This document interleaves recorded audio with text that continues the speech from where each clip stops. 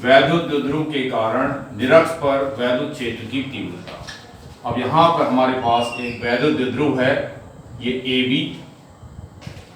तो इस वैद्युत द्विध्रुव के निरक्ष पर, तो वैद्युत द्विध्रुव का एक तो अक्ष होता है जो AB दिशा में होगा दोनों ओर, और एक बिंदु O से होके जाने वाली जो लंबवत लाइन है, ये लाइन डॉट डॉट वाली, ये यहां पर निरक्ष होता है, वैद्युत द्विध्रुव का निरक्ष कहलाता है।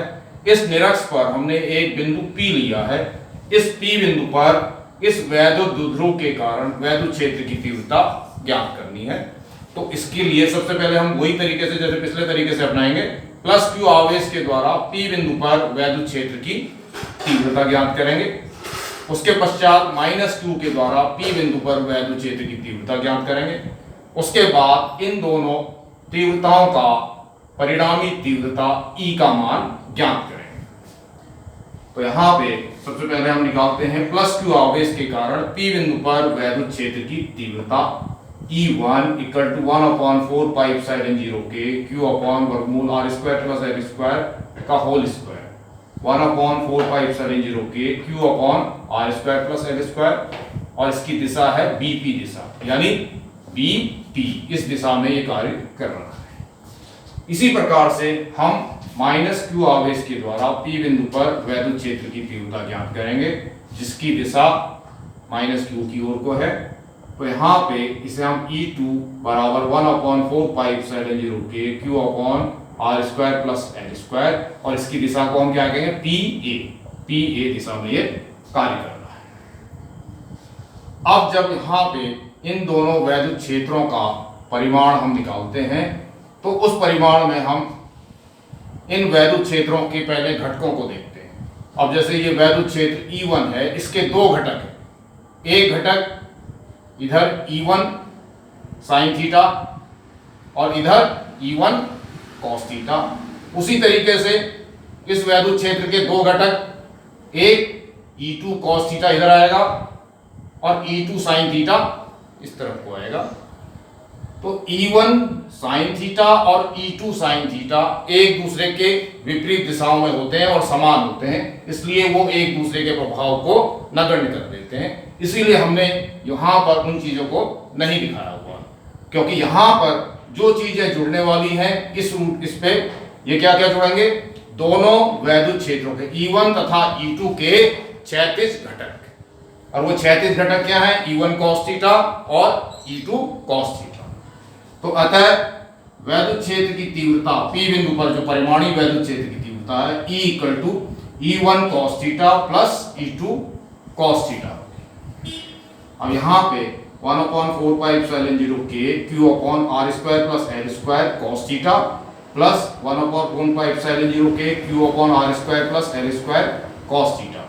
अब ये दोनों राशियां समान हैं, तो इसलिए हमने क्या किया, दो यहाँ पे ले लिया और इसको कॉमन ले लिया और बाहर cos थीटा रख दिया। ऐसे समीकरण नंबर 1 बना दिया। अब हम यहाँ पे cos थीटा का मान ज्ञात करेंगे।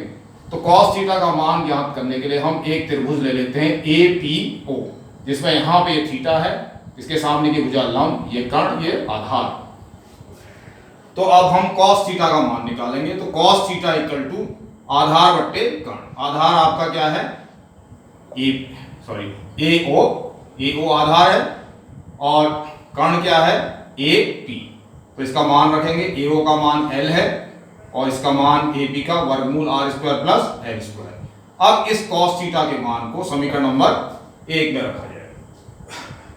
तो समीकरण नंबर 1 में जब cos थीटा का मान रखेंगे तो E equal to 1/4 pi epsilon 0 के Q upon R square plus L square, और यहाँ पे कॉमन के बाहर L अपॉन वर्गमूल R square plus L square.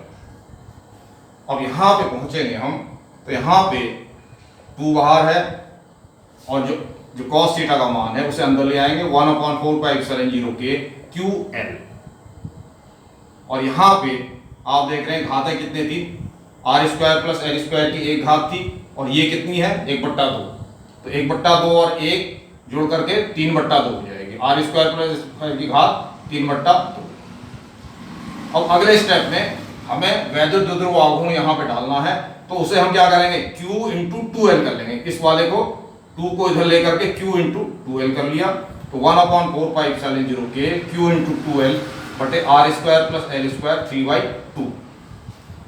Q into 2L equal to P के बराबर होता है, इसलिए E इक्वल टू 1/4πε0 के P upon R² plus L² की घात 3/2।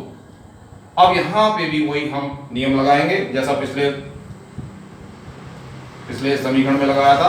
तो यहां पे L समानुपात L बहुत छोटा है, L is very very less than R, तो L² क्या होगा, वो और भी ज्यादा छोटा होगा, किससे, R² से।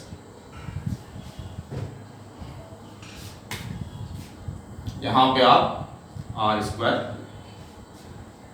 अब यहां पे हमने अगले स्टेप में इस समीकरण में से L² को